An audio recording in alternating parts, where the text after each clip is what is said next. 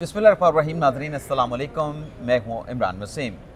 आज के प्रोग्राम में हम बात करेंगे कि क्या जस्टिस आयशा मलिक साहबा ने इनकार कर दिया, क्या उनके कोई इस्तीफ़े का इम्कान है या फिर मामला कुछ और है। इसके अलावा जो 3 जजेस के नाम पार्लिमानी कमेटी कंसीडर करेगी, उन जजेस के हवाले से कोई पलंदा तैयार किया गया है, उस पर भी हम बात करेंगे। और फिर इमरान खान साहब ने, पाकिस्तान तहरीक इंसाफ ने नई तारीख रकम कर दी, नई हैट्रिक कर दी। और एक और ख़बर भी है कि सुप्रीम कोर्ट के जजेस ने चैम्बर्स की खिड़कियां खोल दी, अपने टीवी ऑन्स कर दिए। तो इन तमाम नुकात पर, मामलात पर बात करेंगे। हमारे साथ सीनियर सहाफ़ी जाज़ेब अब्बासी साहब मौजूद हैं। लेकिन व्लॉग का आगाज़ करने से पहले आप देखने वालों से चैनल सब्सक्रिप्शन की दरख्वास्त करेंगे कि जिन दोस्तों की जानिब से अभी तक चैनल को सब्सक्राइब नहीं किया गया, उनसे दरख्वास्त होगी कि चैनल को सब्सक्राइब कर लें, बेल आइकॉन का बटन प्रेस करें। वीडियो अगर पसंद आए तो इसे लाइक भी करें और शेयर भी करें। जाज़ेब अब्बासी साहब, आपका बहुत बहुत शुक्रिया।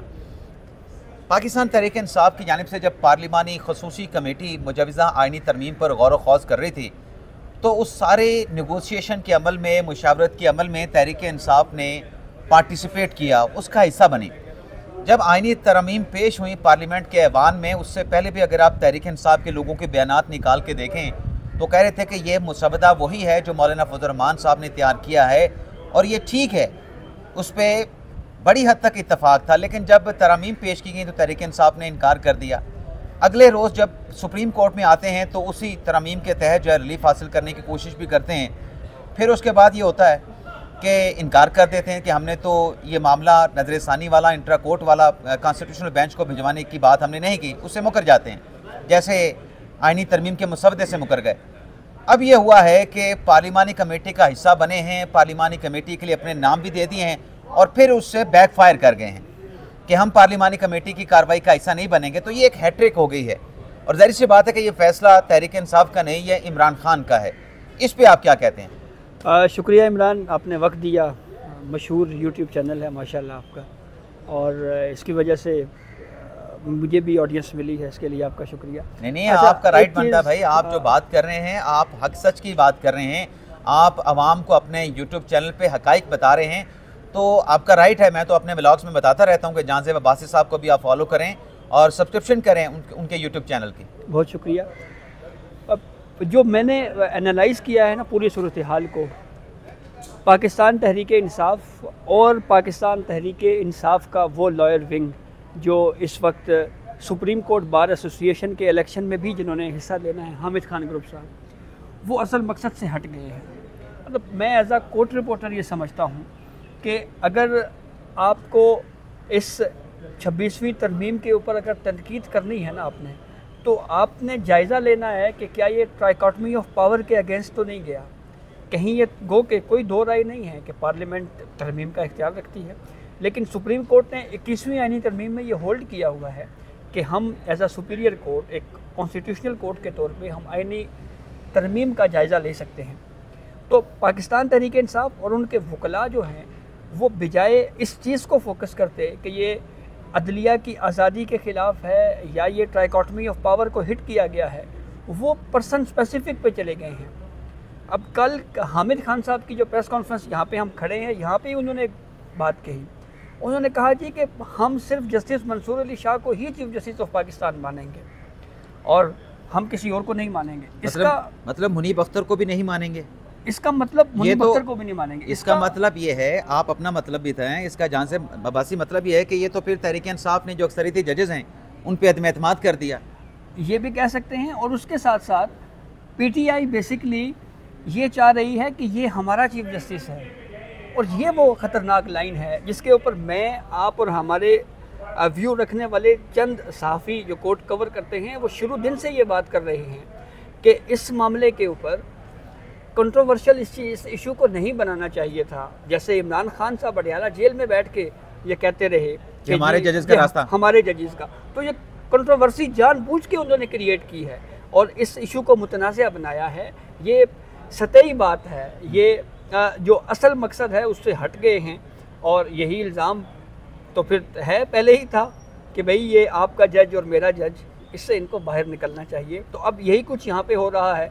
जहाँ पे आपने दूसरी बात की, अब पीटीआई कन्फ्यूजन का शिकार जानबूझ के है या उनको समझ नहीं आ रही है, मैं खुद समझने से कासिर हूँ। अली ज़फ़र साहब सेनेट में जब सेनेट इजलास होता है उसमें 26वीं तरमीम के मुखालफत में वोट देते हैं, लेकिन वहाँ पे कहते क्या हैं, वो कहते हैं ये तरमीम ठीक है लेकिन इसके लिए मजीद मुशावरत होनी चाहिए थी। यानी मसवदे को मान रहे थे, सिर्फ मुशावरत के लिए वक्त गेन कर रहे थे। और मुशावरत के लिए वक्त क्यों गेन करना चाहते थे वो आप भी समझते हैं, मैं भी समझता हूँ कि 25 अक्टूबर गुजर जाए। जी ऐसे ही है। और दूसरी अहम बात इस मामले पे ये है कि अच्छा जांज़ेब अब्बासी साहब ये बताएं, आप बात कंटिन्यू कर रहे थे, आपके बीपर की वजह से हमें वीडियो को रोकना पड़ा।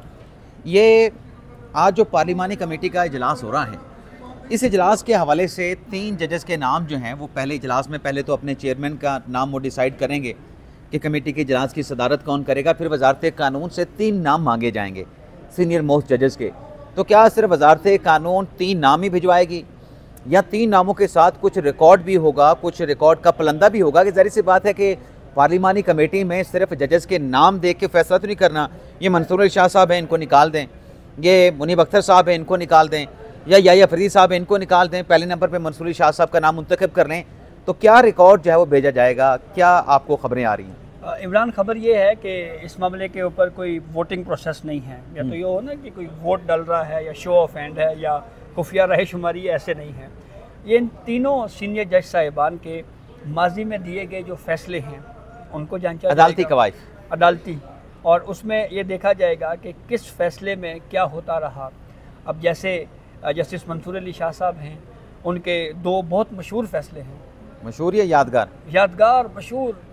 एक जो बाजवा साहब की मुद्दत मुलाजमत में एक्सटेंशन हुई, वो फ़ैसला मंसूर अली शाह साहब ने लिखा, और 6 महीने दिए गए पार्लियामेंट को कि आप कानून बना लें, और वो 6 महीने कैसे दिए गए, पूरा फ़ैसला खामोश था। यानी किस इख्तियार के तहत दिए गए, कानून क्या था, कॉन्स्टिट्यूशन ने क्या राइट दिया हुआ था, दायरा इख्तियार क्या था सुप्रीम कोर्ट का, हो सकता है वो आर्टिकल 187 की कंप्लीट जस्टिस। अच्छा, दूसरी बात है वो मखसूस नशिस्तों का यादगार या मशहूर ज़माना केस, जिसमें पीटीआई को वो रिलीफ दिया जो उन्होंने मांगा ही नहीं था। तो सबसे जो मांगा भी नहीं था, लेने से इनकार भी किया था, 2 चीज़ें। जी जी जी। और सबसे जो वजनी फैसला है ना जी, जो अगर पलड़ों में रखा जाए तो भारी पड़ेगा, सबसे भारी फैसला वो था जस्टिस मुनीब साहब का आर्टिकल 63A का फैसला, जिसमें उन्होंने वो लिख दिया जो आइन का हिस्सा ही नहीं था। उसका भी जायज़ा लिया जाएगा। फिर उसके बाद जस्टिस याहिया फरीदी साहब हैं।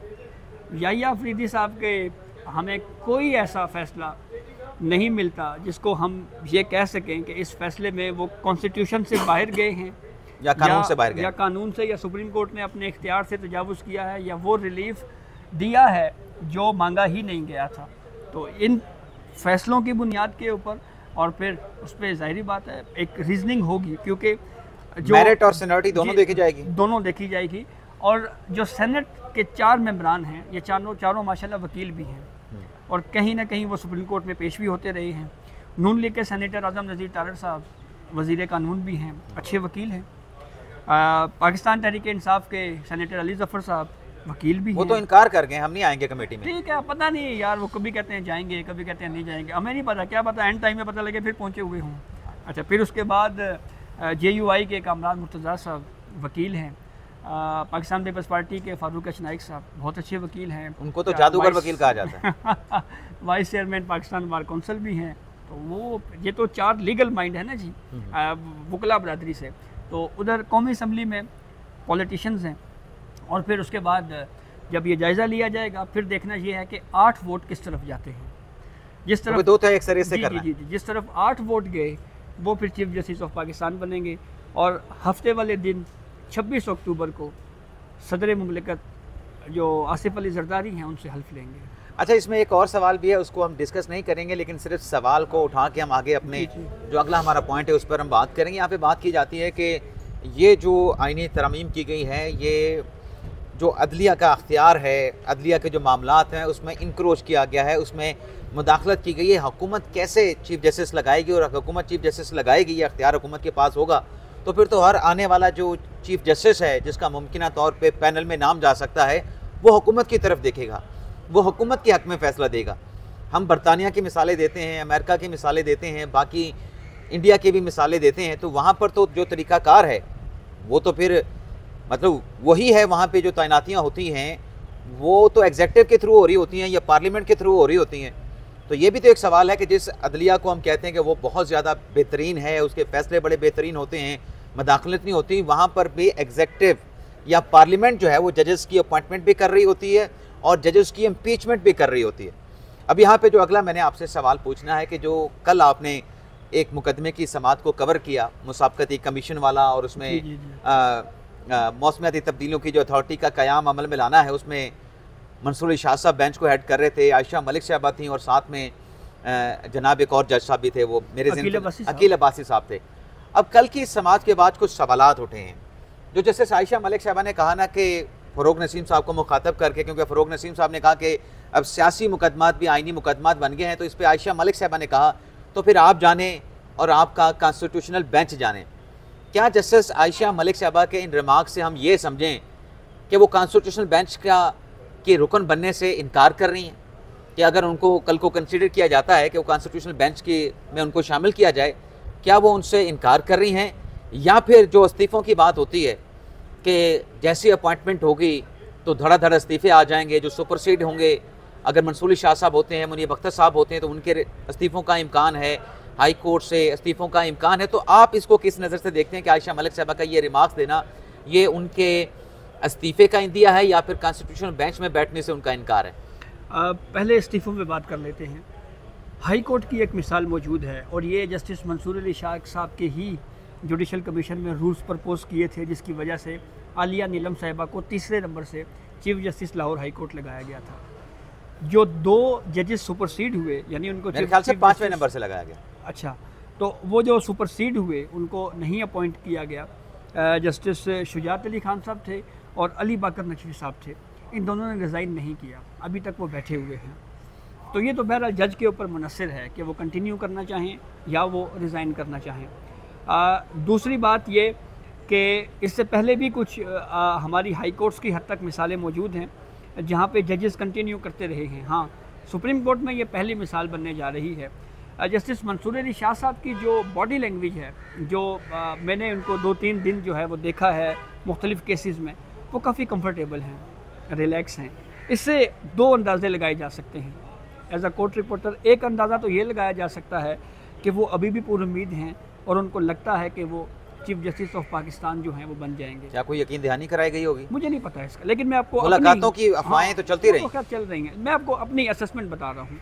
या फिर दूसरी बात ये आपकी असेसमेंट उन मुलाकातों की रोशनी में है या वैसे आपकी एक जनरल असेसमेट? जो 2-3 दिन में लगातार जस्टिस मंसूर अली शाह साहब के बेंच में बैठ रहा हूँ ना, उसमें जो बॉडी लैंग्वेज है जस्टिस मंसूर शाह साहब की, बड़े कंफर्टेबल, बड़े खुश और बिल्कुल जो है ना रिलैक्स, उससे मुझे लगता है कि शायद वो उनको अभी भी वो बिल्कुल क्लियर हैं कि यार चीफ जस्टिस ऑफ पाकिस्तान तो मैं ही हूँ। ये मेरा अंदाज़ा है एज अ कोर्ट रिपोर्टर कि उनकी बॉडी लैंग्वेज ये कह रही है। दूसरी बात, अगर जस्टिस मंसूर अली शाह नहीं बनते तो वो रिज़ाइन देंगे या नहीं देंगे, इस पर भी मेरा ओपिनियन यही है कि शायद जस्टिस मंसूर अली शाह कंटिन्यू करेंगे।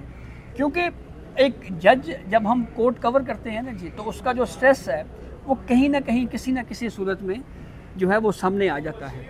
गुज़िश्ता रोज़ की हेयरिंग में हमने ये चीज़ देखी कि जिस तरह से वो बड़े जॉली अंदाज में ऑब्जर्वेशंस देते रहे, बात करते रहे। आज भी जब G10-2 में एक अपार्टमेंट के हवाले से एक केस था, तो उस केस में जब दरख्वास्त गुजार जो कि वकील नहीं थे, आम जैसे मैंने कपड़े पहने हुए उस तरह आम घरेलू कपड़े पहने हुए वो इन पर्सन आए हुए थे, खुशहाल खान मलिक नाम था उनका। तो उन्होंने आखिर में ये कहा जी कि मेरी दुआ है कि आप बेंच 1 में ही रहें, यानी वो कह रहे थे कि आप चीफ जस्टिस ऑफ पाकिस्तान बने ये मेरी और बेंच 1 को आप ऑक्युपाइड करें। जी। तो उस पर जस्टिस मंसूर अली शाह साहब मुस्कुराए और उन्होंने कहा कि जो अल्लाह को मंजूर होगा वही होगा, तो देखें क्या होता है। अच्छा, इसमें एक और सवाल भी है इसी इश्यू से जुड़ा है, लेकिन उसको मैं फ़िलहाल यहीं पे अभी नहीं करने जा रहा। लेकिन अगला जो सवाल मैंने पूछना है, कल यहाँ पे 2 बातें हुई जी। मतलब बेंच नंबर 2 में जस्टिस आयशा मलिक साहबा ने और जस्टिस मंसूर अली शाह साहब ने आईनी तरमीम के ऊपर कमेंट किया, अपनी राय दी, जो भी राय थी, लेकिन उनकी तरफ से ये बात आई कि जैसे वो इस सारे प्रोसीडिंग को देख रहे थे जी। जो भी हैपनिंग्स हो रही थी देख रहे थे। सुप्रीम कोर्ट के बाहर, उस पर नज़र रखे हुए थे। दूसरी जानिब हमने देखा कि जो कादी फैसल साहब है उनकी अदालत में भी ये जिक्र हुआ 26वीं आईनी तरमीम का। जी। उस पर कादी फैसल साहब ने कहा कि मुझे आईनी तरमीम का कोई इल्म नहीं, मुझे नहीं पता कौन सी आईनी तरमीम पास हुई। और उनसे मिलती जुलती बात जस्टिस मोहम्मद अली मदर साहब ने भी की, मुझे भी नहीं अंदाज़ा भी क्या आईनी तरमीम आई है। जी। तो क्या आप इसको इस नज़र से देखते हैं? पहले तो ये होता है कि जज इसलिए बात कर रहा होता है कि मेरे सामने मुझे नहीं पता क्या आईनी तरमीम आई है, क्योंकि उसके सामने जो रिकॉर्ड मौजूद होता है, जो मुकदमा मौजूद होता है, उसमें जो तहरीरी दरख्वास्तें या रिकॉर्ड होता है, उसकी बुनियाद पे वो जज कह रहा होता है कि मुझे उसका मालूम नहीं। और जज को देखना भी नहीं चाहिए बाहर क्या हो रहा है, जज ने अपनी फ़ाइल देखनी होती है जो उसके सामने एक मुकदमा समाअत के लिए मुकर्रर होता है। तो क्या इसको ये समझें कि सुप्रीम कोर्ट के जजेस ने खिड़कियाँ अपनी खोल दी हैं सुप्रीम कोर्ट के बाहर क्या हो रहा है, और टीवी ऑन्स कर दी हैं, और देखा जा रहा है कि सुप्रीम कोर्ट के हवाले से क्या लेजिस्लेशन चल रही है, क्या मामला चल रहे हैं, क्या जोड़ तोड़ चल रही है? इसको आप इस नज़र से भी देख सकते हैं कि मैं आप या ऐसा होना चाहिए। हाँ, नहीं, मैं आपको इसको ज़रा एक्सप्लेन करता हूँ। मैं आप या एक दो सहाफ़ी हमारी ओर थे कि शुरू दिन से ये बात कर रहे थे कि काजी फ़ायद ईसा साहब ना ही एक्सटेंशन लेंगे और ना ही वो कोई इस वक्त जो है वो आईनी अदालत के क़याम में अगर हुआ तो वो उसमें एज आ सरबराह के तौर के ऊपर आएंगे। तो उससे अगर अंदाज़ा लगाया जाए और फिर इस वक्त की सूरत हाल जो बिल्कुल क्लियर है, और काजी फ़ायद ईसा साहब का जो अलविदाई फुल कोर्ट है जुमे को 10:30 बजे होने जा रहा है, अनाउंसमेंट हो गई है, सब कुछ तय हो चुका है, तो काजी साहब तो बिल्कुल रिलैक्स हैं। तो उनको तो मेरे ख्याल में बाहर देखने की ज़रूरत ही नहीं है क्या हो रहा है क्या नहीं हो रहा, वो अपनी इनिंग खेल के अब जा रहे हैं। तो मंसूर साहब ने अगर देख भी लिया है तो उनका मसला तो है नहीं यार, तो अगर उन्होंने देख भी लिया है तो वो देख रहे होंगे कि ज़रा क्या होने। लेकिन मेरा सवाल तो जान से बात साहब ये था कि जो आपके पास सामने केस पड़ा है, आपने उस केस की फ़ाइल को देखना है जी, उस केस की फ़ाइल को देखना है, या खिड़की से बाहर देखना है, या टीवी पे देखना है कि क्या चल रहा है? क्योंकि कहते तो यही है कि आपने उस फाइल का फ़ैसला करना है जी। बाहर क्या चल रहा है आपने उसका फ़ैसला नहीं करना। जब आप बाहर दे के फ़ैसले करेंगे तो फिर मखसूस नशिस्तों जैसे अक्सरियती फ़ैसले आएंगे। मेरे ख्याल में जस्टिस मंसूर साहब और जस्टिस आयशा साहिबा ने जो ऑब्जर्वेशन दी है ना, उससे मुझे ये लगा कि जजेस के बीच में ये राय या सोच पाई जाती है कि इस तरमीम की वजह से कॉम्प्लिकेशंस आएंगी कि कौन सा केस किधर जाना है, कैसे जाना है। तो ये एक टाइम टेकिंग प्रोसेस तो बहरहाल है। इस हद तक तो मैं उन ऑब्जर्वेशन से इत्तेफाक करता हूँ कि ये अभी शायद रजिस्ट्रार ऑफिस को कहा जाए या नए चीफ जस्टिस साहब कहेंगे कि आप जो है वो छांटी करें कि ये आईनी बेंच में कौन कौन से केसेस जाने चाहिए, आम केसेस कौन कौन से होंगे। तो ये उसी सिनेरियो में शायद उन्होंने ये बात कही है कि ये अभी तो हमें पता ही नहीं है कि ये कौन सा बेंच किधर जाएगा। तो आयशा मलिक साहिबा ने भी जो है वो इसी सेंस में ये बात कही है कि आईनी बेंच जाने और उनका काम कि यानी फिर जो आईनी बेंचेस बनेंगे तो फिर जो प्रोसेस एडॉप्ट होगा वो टाइम टेकिंग प्रोसेस है, फिर वो जो प्रोसेस हो रहा है वही जाने और उनका काम जाने। अच्छा ये बताएं काजी फैसल साहब फिर अचानक क्यों चैम्बर वर्क पे चले गए? वो पहले भी चैम्बर वर्क पे गए थे और तकरीबन ऑलमोस्ट उनका काम मुकम्मल हो चुका था। अब कौन से फैसले तहरीर करने हैं या कौन से ऐसे फैसले हैं जो कि अवेटिंग हैं? एक फ़ैसला है जो हाल ही में PTI review case intra party election का जो डिसमिस हुआ है उसका फ़ैसला लिखना है मखसूस नशिस्तों का, वो जिसमें इंट्रा पार्टी अलग से तहरीर करना है इलेक्शन और जो मखसूस नशिस्तों वाला उन्होंने अपना मिनॉरिटी जजमेंट तहरीर करना है। उसकी तफसीलात देनी है कि हमने डेसेंट क्यों दिया है। फिर इसी तरह से कुछ रिव्यू भी काई साहब ने लगाए थे अपने लास्ट 2 वीक्स में जो प्रॉपर्टी के केसेस या मुख्तलिफ केसेस थे, तो उस पर भी कुछ ऑर्डर तो उन्होंने लिखने हैं ना, जजमेंट्स लिखने हैं।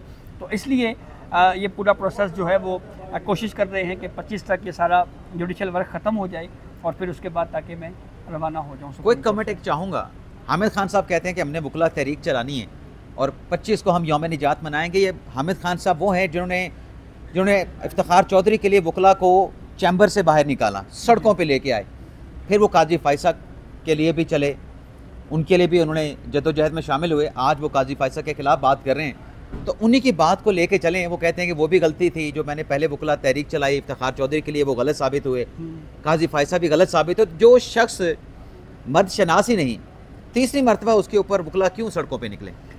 धोखा खाने के लिए। ये एतराज़ सहाफ़ियों पे भी किया जा सकता है कि आपने इफ्तिखार चौधरी साहब के हवाले से जो कुछ होता रहा, आप उसमें ये जो सहाफ़ी होते हैं या जो वकला तंजीमें होती हैं ना, ये शख्सियत के पीछे नहीं चलती। ये असल में अदलिया की आज़ादी के कॉन्सेप्ट को सामने रखते हुए चलती हैं कि ये इंडिपेंडेंस ऑफ जुडिशरी का इशू है।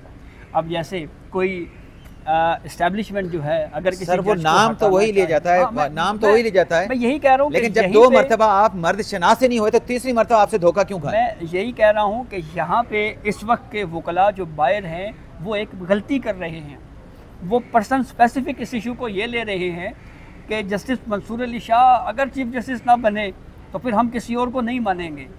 ये आर्गूमेंट नहीं होना चाहिए। वकला का आर्गूमेंट ये होना चाहिए कि जो 26वीं आईनी तरमीम है ये ट्राइकॉटमी ऑफ पावर को हिट कर रही है, ये अदलिया की आज़ादी के ख़िलाफ़ है।